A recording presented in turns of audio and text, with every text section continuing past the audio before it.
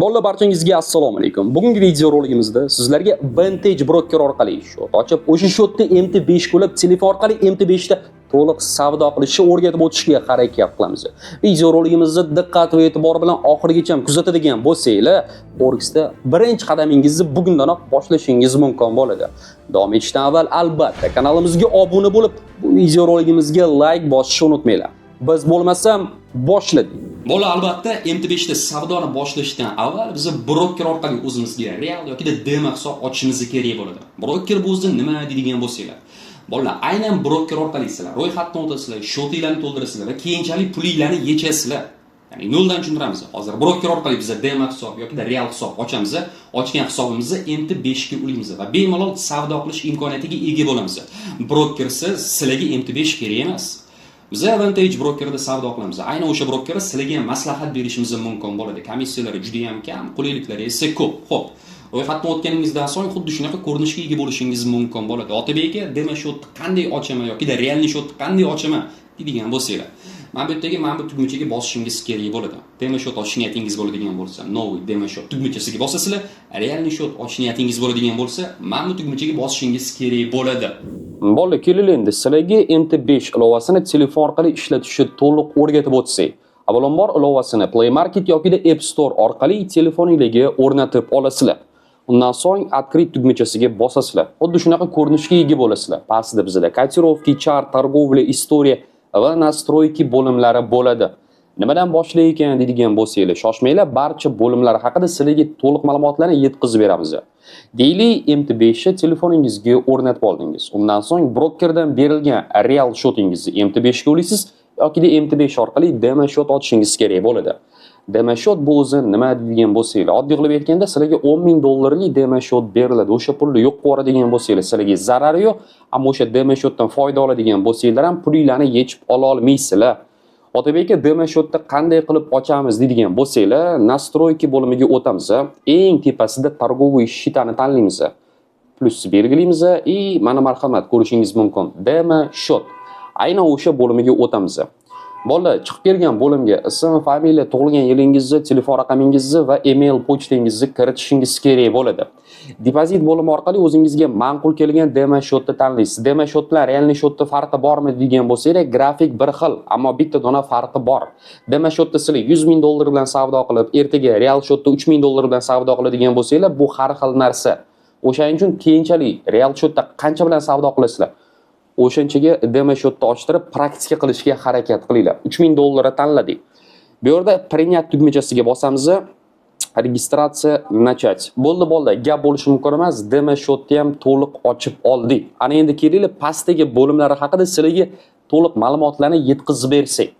Котировки bo'limi orqali sizlar o'zingizga ma'qul kelgan instrumentlarni qo'shib, kerak emaslarni o'chirib yuborishingiz mumkin bo'ladi. Instrument bu o'zi nima degan bo'lsanglar, Forex traderlarning tilida instrument biz Bitcoinni ham, oltinni ham, yevro dollarni ham aytishimiz mumkin bo'ladi.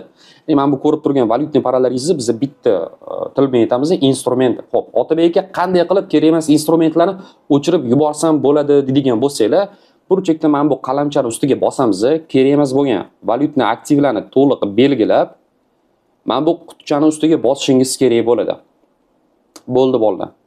Mana marhamat ko'rishingiz mumkin, kerak emas valyutni aktivlarni to'liq olib tashladik, faqatgina savdo qiladigan aktivimizni qoldirdik. Xo'p, Otabek aka, men oltinda savdo qilaman, instrumentlarni qanday qo'shsam bo'ladi deydigan bo'lsanglar, mana bu yerdagi poyez tugmachasiga bosasizlar, oltinda qo'shish niyatingiz bo'ladigan bo'lsa, metal bo'limiga o'tasizlar. Eng tepasida How USD oltinni ko'rishingiz mumkin. Qo'shmoqchi bo'lsanglar, burchakdagi mana bu plus tugmachasiga bosasizlar. Bo'ldi, gap bo'lishi mumkin emas. Oltin aktivi ham qo'shildi. Mana marhamat, pastda ko'rishingiz mumkin. Ko'pincha oltinda savdo qilaman, o'shani tepaga olib o'tsam bo'ladimi deydigan savollar bo'ladigan bo'lsa ham, albatta qalamchani ustiga bosamiz. Mana bu 3 ta chiziqchani ko'ryapsizlar menimcha. Ustiga bosib turamiz, tepaga mana bunday tortamiz. Bo'ldi, gap bo'lishi mumkin emas. Oltin valyutni aktivini tepaga olib o'tdi. Ya'ni bolalar, котировки bo'limi orqali sizlar o'zingizga ma'qul kelgan instrumentlarni qo'shasizlar yoki kerak emas instrumentlarni o'chirib tashlashingiz mumkin bo'ladi. Bu joyda to'xtaymiz. Endi qaranglar bolalar, o'zimizga ma'qul bo'lgan instrument ustiga bosamiz. Bosganimizdan so'ng mana bunaqa funksionalga ega bo'lasizlar. Торговля tugmachasiga bosadigan bo'lsak, biz sразу bitim ochishimiz mumkin. Sellga yoki buyga. Sellga bitim ochadigan bo'lsanglar, narx rostdan ham pastga qarab tushadigan bo'lsa, foyda olasizlar. Buyga bitim ochadigan bo'lsanglar, narx rostdan ham tepaga qarab ko'tariladigan bo'lsa, foyda olasizlar. Tushunarli bo'ldi menimcha. Xo'p, yana ustiga bosamiz, targovля, ya'ni bu bo'lim orqali bitim ochamiz. Chart bo'limiga bosadigan bo'lsak, tanlagan valyutning paramizni grafikiga o'tamiz. O'sha grafikini analiz qilishimiz mumkin bo'ladi. Ustiga bosamiz. Svойства tugmachasiga bosadigan bo'lsak, bizani qiziqtirgan valyutni aktiv haqida to'liq ma'lumotlarga ega bo'lishimiz mumkin bo'ladi. Bo'ldi, sizlarga eng kerakli bo'limlarini ko'rsatib o'tdim. Qolgan funksional sizlarga kerak emas. Chart bo'limiga o'tamiz, bolalar. Keyingi bo'limiga o'tdik. Chart bo'limi orqali sizlar to'liq o'sha grafik bilan ishlashingiz mumkin bo'ladi. O'zingizga ma'qul kelgan time frame o'rnatasizlar, o'zingizga ma'qul kelgan indikator o'rnatishingiz mumkin bo'ladi. Texnik instrumentlarni o'rnatgan holda, oddiy qilib aytganda, grafikni to'liq analiz qila olasizlar. Xo'p, time frame qanday o'zgartiramiz deydigan bo'lsanglar, mana bu H1 ga bosamiz. Hozir bizda 1 soatlik time frame turibdi. Ya'ni har bir ko'rayotgan switchingiz rovna 1 soat chiziladi. Time frame o'zgartirish niyatingiz bo'ladigan bo'lsa, mana bu tugmachaga bosib, deylik M30 ni tanlaymiz. Bo'ldi. Time frame o'zgartirdi. Endi har bir switchimiz rovna 30 minut chiziladi. Otabek indikatorni qanday o'rnatsam bo'ladi deydigan bo'lsanglar, mana bu tugmachani ustiga bosamiz, bu yoqqa bosamiz. Deylik, kelinglar, MACD indikatorni o'rnatamiz. Gatovo. Bo'ldi, gap bo'lishi mumkin emas, bolalar, ko'rishingiz mumkin. Pastda bizda MACD indikatori o'rnatildi. Savdo qilyapsizlar, deylik, bu indikator sizlarga xalaq beryapti. Qanday qilib udalit qilish kerak? Yana F ga bosamiz, bosganimizdan so'ng bu yerda private ustiga bosamiz, minus udalit. Bo'ldi, bolalar, gap bo'lishi mumkin emas. Qo'shgan indikatorimizni o'chirib yubordik. Men ko'pincha texnik instrumentlar orqali savdo qilaman. Oddiy qilib aytganda, уровень поддержки, уровень сопротивления, o'sha instrumentlarni qayerdan qo'shsam bo'ladi deydigan bo'lsanglar, xuddi shunaqasi, ammo mana bu bo'lim orqali qo'shishingiz mumkin bo'ladi. Mana barcha texnik instrumentlar mavjud. Ishlatgan holda bemalol grafikka analiz qilishingiz mumkin bo'ladi. Deylik, bolalar, grafikka analiz qilyapsizlar, analizinglar buyga qarab, ya'ni tepaga qarab bitim och deb signal beryapti. Men bu yoqqa o'tib, men buni ustiga bosib, targovlani ustiga bosib, сделка ochgandan ko'ra, men bunday qilsanglar ham bo'ladi. Hozir ko'rsatib beramiz. Tak, chart bo'limiga o'tamiz. Deylik, men bu yerda уже buyga qarab bizga signal beryapti strategiyamiz. Mana buni ustiga bosasizlar-dek bo'ldi. O'zingizga kerakli lotni o'rtasiga kiritasizlar-dek, sellga yoki sellga qarab bitiminglarni ochishingiz mumkin bo'ladi. Juda ham zo'r funksiyonallardan biri hisoblanadi. M4 da bu narsa yo'q, M5 da mavjud. Hop, bu joy ham sizlarga tushunarli bo'ldi degan umiddaman. Targovli bo'limiga o'tamiz. Bu bo'lim orqali sizlar balansinglarni ko'rishingiz mumkin bo'ladi va ochiq сделкаlar bo'ladigan bo'lsa, mana bu bo'lim orqali bemalol ko'ra olasizlar. Hali bitimni ochib sizlarga to'liq ko'rsatamiz. Istoriyalarni mana bu bo'lim orqali ko'rsanglar bo'ladi. Ya'ni yopilgan bitiminglarni bir haftaning ichida qancha plyusdasizlar yoki minusdasizlar, to'liq statistikasini aynan istoriya orqali ko'rishingiz mumkin bo'ladi. Настройки bo'limi orqali siz real shotingizni o'ylaysiz yoki demo shotingizni o'ylaysiz va oddiy qilib aytganda, mana bu chart bo'limi orqali switchlarning ranglarini, ba'zi bir shu dizaynini o'zgartirishingiz mumkin bo'ladi. Bu joy unchalik qiziq emas. Ishlaydigan bo'lsanglar, bu narsa sizlarga kerak emas. Xo'p, kelinglar endi bitim ochadigan bo'lsak va sizlarga bitim ochilgandan keyin ba'zi bir narsalarni ko'rsatib o'tamiz. How USD ustiga bosamiz, targovli bo'limiga o'tamiz. Tepada 0.10 lotni belgiladik. Lot haqida keyingi video roligimizda sizlarga to'liq ma'lumotni berib o'tishga harakat qilamiz. Kelinglar, buyga bitim ochadigan bo'lsak, bo'ldi. Bitimimiz ochildi. Ochgan bitimimizni mana targovli bo'limidan ko'rishimiz mumkin bo'ladi. How USD. Hozirda biz zararidamiz. Minus, oddiy qilib aytganda, 90 sent, $2 примерно. Foydada bo'ladigan bo'lsa, plus va qavorang yozuvlarni ko'rishingiz mumkin bo'ladi. Balansimiz $3000, $3000 da. Men bu yerda sredstva bo'limi mavjud, ko'rishingiz mumkin. Sredstva $3000, $3, $3000, oddiy qilib aytganda. $1, oddiy qilib aytganda foydamiz $100 bo'ladigan bo'lsa, balansimiz shu $3000 bo'lib turaveradi, ammo sredstva bo'limida $3100 ko'rsatiladi va bitimimizni yopadigan bo'lsa, sredstva bo'limidagi pullar ham balansga o'tadi. Bu narsa sizlarga tushunarli bo'ldi degan umiddaman. Svobodnaya marja, oddiy qilib aytganda, yana $2700 ga yarasha bitimni ochishimiz mumkin bo'ladi. Menimcha bu joylari sizlarga tushunarli bo'ldi degan umiddaman. Mabodo bitimni yopish niyatingiz bo'ladigan bo'lsa, mana bu tugmachaga bosasizlar mana bu narsani ustiga bosib sariqni belgilaymiz. Bo'ldi, bolalar, gap bo'lishi mumkin emas. Bitimimiz yopildi. $9.80 plyusdamiz. Yopilgan bitimingizni ko'rish niyatingiz bo'ladigan bo'lsa, istoriya bo'limiga o'tasiz va mana marhamat ko'rishingiz mumkin.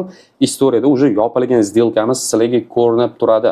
Mana bu soat ustiga bosadigan bo'lsanglar, to'liq oddiy qilib aytganda 1 yillik natijangizni ko'rishingiz mumkin bo'ladi, 1 oylik natijangizni ko'rishingiz mumkin bo'ladi va bugungi natijangizni ko'rishingiz mumkin bo'ladi agar bu narsa sizlarga qiziq bo'ladigan bo'lsa.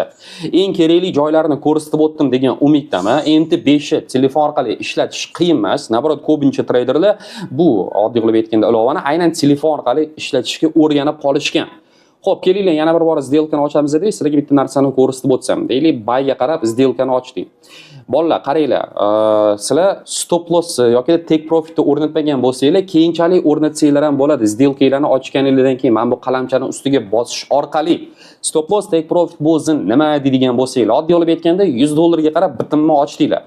$100 ga risk qilginglar kelmayapti. $100 dan $30 ni yo'qotishga tayyorsizlar. Stop lossni shu $30 zararga belgilaysizlar. Foyda olmoqchi bo'lsangiz, sizlarni $50 foyda oddiy qilib aytganda qoniqtiradi. Take profitni $50 foydaga belgilaysizlar. Natijada narx stop lossingizga tegadigan bo'lsa, сделкаlar $30 zarar bilan yopiladi, ammo take profitga tegadigan bo'lsa, $50 foyda bilan yopiladi. Stop loss, take profitni mana bu bo'limlari orqali o'rnatishingiz mumkin bo'ladi va izminit tugmachasiga bitta bosadigan bo'lsangiz bo'ldi. Mabodo bitimni ochganingizda stop loss bilan take profitlarni o'rnatmagan bo'lsangiz, sizlarga to'liq oddiy tilda ma'lumotlarni berib o'tishga harakat qildik. Qanaqadir tushunmagan, bilmagan savol-javoblaringiz bo'ladigan bo'lsa, albatta kommentda kutib qolamiz. Bolalar, bugungi video roligimiz juda ham qiziqarli va foydali bo'lib o'tdi degan umiddamiz. Albatta, bilim kamlik qiladigan bo'lsa, marhamat, onlayn darslarimiz mavjud. Ta'limimiz Zoom efirli video darslar orqali taqdim qilishga harakat qilamiz. Bu soha to'liq noldan oxirigacha sizlarga o'rgatiladi. Ishlash uchun sizlarga telefon va internet kerak bo'ladi xolos. Qaysi davlatda bo'lishingizdan qat'iy nazar. Qiziqishingiz bo'lsa, описаниеda barcha данныйlarni qoldiramiz. Bemalol murojaat qilib kursga yozilishingiz mumkin bo'ladi. Barchangizga xayr bolalar. Sog' bo'linglar, charchamanglar. Keyingi video roliklarimizda ko'rishguncha